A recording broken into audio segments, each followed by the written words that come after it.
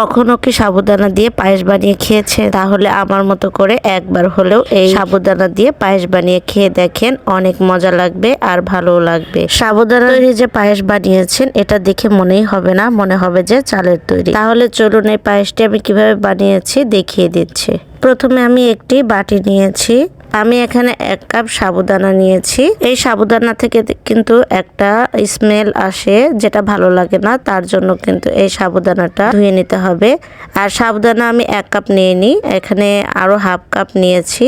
তারপর এই সাবুদানাগুলো পানি দিয়ে ধুয়ে নিতে হবে। তো আমি হাত দিয়ে পরিষ্কার করে কষলিয়ে ধুয়ে নিচ্ছি যাতে এই দুর্গন্ধটা একটু হলেও চলে যায়। সাবুদানা একবার ধুয়ে নেওয়া হলে আবার দ্বিতীয়বার পানি দিয়ে ভিজিয়ে রাখছি।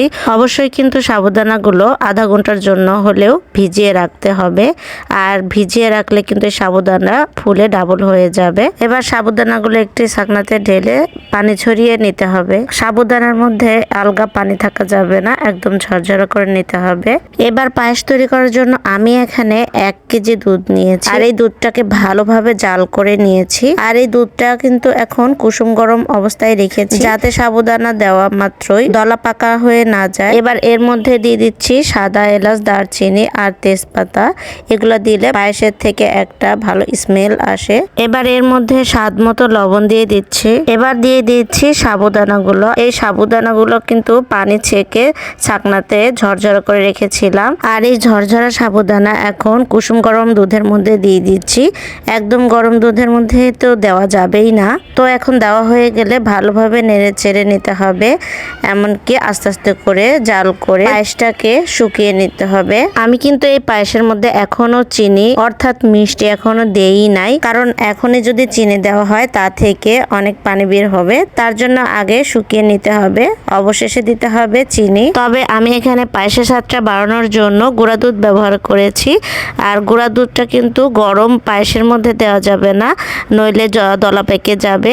তাই আমি এখানে ঠান্ডা পানি দিয়ে গুলিয়ে নিয়ে তারপরে পায়েসের মধ্যে দিয়ে দিচ্ছি। আর আরেকটা কথা, এই পায়েসটাকে একটু কালারফুল করার জন্য আগে থেকে কিন্তু চিনিটা জাল করে ক্যারামেল তৈরি করে তারপরে এই পায়েসটা তৈরি করবেন, দেখবেন পায়েসটার কালার চেঞ্জ হয়ে যাবে। তো আমি এখানে পায়েসটার কালার করিনি, তো সাদা কালার করে রেখেছি। এভাবেই আমি পায়েসটাকে রান্না করে দেব। তো অবশেষে দিয়ে দিচ্ছি চিনি। আর চিনিটা কিন্তু মিষ্টি অনুযায়ী দিতে হবে, আপনি কতটুকু মিষ্টি খাবেন সেই অনুযায়ী দিয়ে দিবেন। তো সব শেষে এখন ভালোভাবে জাল করে ঘন করে পায়েসটাকে জাল করে নামিয়ে নিতে হবে। এই তো আমার সাবুদানার পায়েসটা হয়ে গেছে। এখন একটি বাসনে ঢেলে পরিবেশন করে নিচ্ছি। দেখতেই পাচ্ছেন এই পায়েসটাকে আমি ক্যারামেল তৈরি করিনি, এমনিতেই কালার চলে আসছে।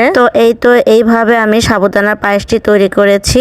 সাবুদানার পায়েসটি কিন্তু খেতে ভীষণ মজা লাগে। অনেকের কাছে কেমন লাগে আমি জানি না, তবে আমার কাছে খুবই মজা লাগে। এবার অবশেষে বাদাম দিয়ে পরিবেশন করে নিচ্ছি। তো এই তো আমার তৈরি হয়ে গেল সাবুদানার পায়েস। কাছে এবং দূরে থেকে যারাই ভাইয়া আপুরা দেখছেন অবশ্যই এই ভিডিওটিতে একটা করে কমেন্ট করে যাবেন। যারা আমার চ্যানেলটাকে এখনো সাবস্ক্রাইব করেননি অবশ্যই সাবস্ক্রাইব করে যাবেন, আর পেজটাকে অবশ্যই ফলো দিয়ে রাখবেন। তো আজকের ভিডিওটি এই পর্যন্তই। সবাই সুস্থ থাকবেন, আবারও নতুন কোনো ভিডিও নিয়ে হাজির হব। আল্লাহ হাফেজ।